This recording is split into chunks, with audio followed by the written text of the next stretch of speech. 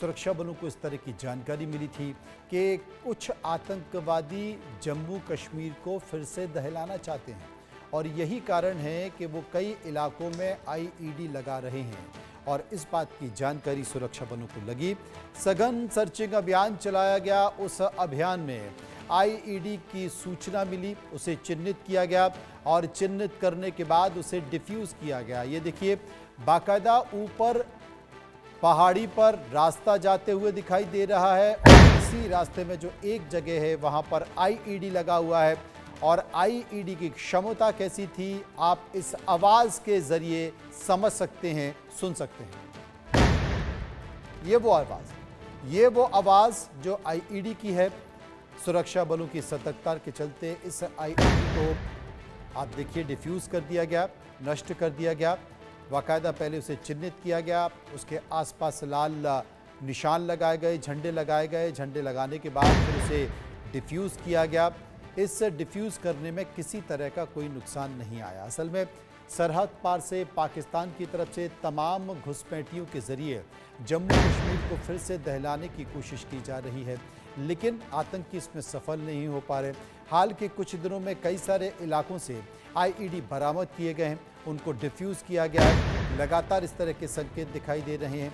आप तस्वीरों में देख सकते हैं एक और आईईडी जो कि सुरक्षा बलों ने जिसे बरामद किया, चिन्हित किया और चिन्हित करने के बाद उसे डिफ्यूज़ किया। अजय जांड्याल हमारे साथ जम्मू कश्मीर से मौजूद हैं, उनके पास हम चलेंगे। अजय, क्या जानकारी? देखिए मनोज, बिल्कुल एक बड़ी जो घटना थी उसे सुरक्षा बलों ने नाकाम कर दिया है। जानकारी के मुताबिक ये बेसिकली नॉर्थ कश्मीर का इलाका है और कुपवाड़ा में हमने देखा है पहले भी नॉर्थ कश्मीर के इलाके में कई बार इसी तरह से आईडी लगाकर, चाहे वो प्रेशर कुकर आईडी थी या फिर बाकी आईडीज़ को लगाकर जो है वो रोड्स पर लगाया गया था आतंकियों द्वारा, ताकि वो सुरक्षा बलों की मूवमेंट को, सिविलियंस की मूवमेंट जो होती है वहाँ पे उसको निशाना बना सके। मगर समय रहते सुरक्षा बलों को जब ये जानकारी मिली, उन्होंने तुरंत जो है वो अपना एक्शन शुरू किया और उसके बाद इस आईडी को जो है वो बरामद करके उसको निष्क्रिय कर दिया गया है। अभी कल ही हमने बताया था कि कैसे गृह मंत्री ने जो एक बड़ी बैठक की थी सुरक्षा को लेकर, जिसमें सुरक्षा का जायजा लिया था। उसमें सुरक्षा बलों को ये साफ निर्देश दिए गए थे कि जम्मू कश्मीर में आतंकियों के नेटवर्क को उखाड़ फेंकने के लिए और टेररिस्ट जो मौजूद हैं उनको सफाई के लिए जो है लगातार कार्रवाइयाँ जो है वो करनी होंगी और उसी को लेकर अब नमूने हमें दिखने लगे हैं। पहला ऑपरेशन जो है वो नॉर्थ कश्मीर में हुआ है जहाँ पर ये आईडी बरामद कर ली गई है, जबकि एक अन्य जो ऑपरेशन है जिसमें आतंकियों के सफाई के लिए एक बड़ा ऑपरेशन जो है उधमपुर में भी शुरू हो गया है। अजय हमें जानकारी दे रहे हैं कि एक बड़ा ऑपरेशन है जो कि सफल हुआ है। अजय, हम इस आईईडी को देख सकते हैं और इस आईईडी के रास्ते को देख सकते हैं। बाकायदा ये पहाड़ों के बीच में जो रास्ता दिया जा रहा है उस रास्ते पर इस आईईडी को लगाया गया। संभवतः कोई वाहन वहाँ से गुजरेगा तो फिर इस धमाका किया जाएगा। निश्चित तौर पर मुझे लगता है कि जो सुरक्षा बल हैं, सुरक्षाकर्मी हैं, उनके वाहन को चिन्हित कर कर ये ब्लास्ट किए जाते हैं। कौन सा ये इलाका है, कहाँ पर जाता है और क्या यहाँ पर सेना के या सुरक्षाकर्मियों का कोई मूवमेंट?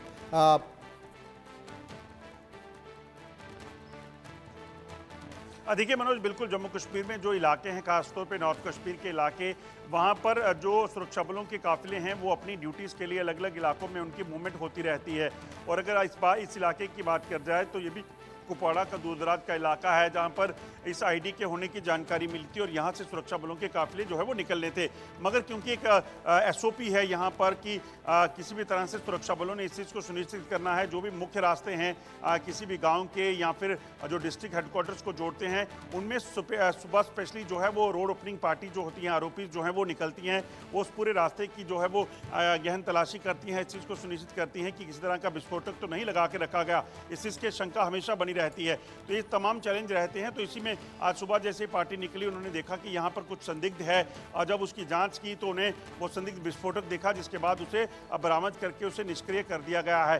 तो यकीनन एक प्लानिंग जो है वो सुरक्षा बलों की यही रहती है कि पाकिस्तान के नापाक इरादे जो जम्मू कश्मीर को दहलाने के हैं उसे नाकाम करना है, तो उन्हें सतर्क रहना होगा और वही उन्होंने किया भी है। इस बीच अजय एक और बड़ी खबर आ रही है। बड़ी खबर यह है कि जम्मू कश्मीर के उधमपुर में आतंकियों से मुठभेड़ हुई है और सुरक्षा बलों ने इस पूरे इलाके को घेर रखा है। इलाके में 2 से 3 आतंकवादियों के छुपे होने की जानकारी मिल रही है। जैसा कि हम लगातार आपको बता रहे हैं कि पाकिस्तान की सरहद से आए हुए तमाम घुसपैठिए उग्रवादी कश्मीर को एक बार फिर से दहलाना चाहते हैं और इस बात की जानकारी सुरक्षा कर्मियों को मिल चुकी है। इसलिए उन तमाम इलाकों को चिन्हित किया जा रहा है जहां पर घुसपैठ कराई गई है या घुसपैठिए छुपे हैं। क्या खबर है अजय? देखिए, बिल्कुल आपको बता दूं कि उधमपुर का रामनगर इलाका पड़ता है, वहां पर सुरक्षा बलों का ऑपरेशन जो है वो चल रहा था। क्योंकि आपको याद होगा कुछ दिन पहले भी हमने बताया था कि खब्बल एक गांव पड़ता है उधमपुर में, जहां पर एक घर में आतंकी घुसे और वहां पर खाना लेकर, कपड़े लेकर और उनका मोबाइल लेकर जो है वहां से फरार हो गए थे, जिसके बाद से लगातार तलाशी अभियान चल रहा था। सुरक्षा बलों को जैसे ही आज भनक मिली कि इस इलाके में 2 से 3 आतंकी जो हैं वो छुपे हुए हैं, उन्होंने तुरंत उस इलाके में जो है वो ऑपरेशन शुरू किया और उसी दौरान जो आतंकी जहां छुपे हुए थे उन्होंने फायरिंग शुरू कर दी, जिसका जवाब जो है वो सुरक्षा बलों ने दिया है।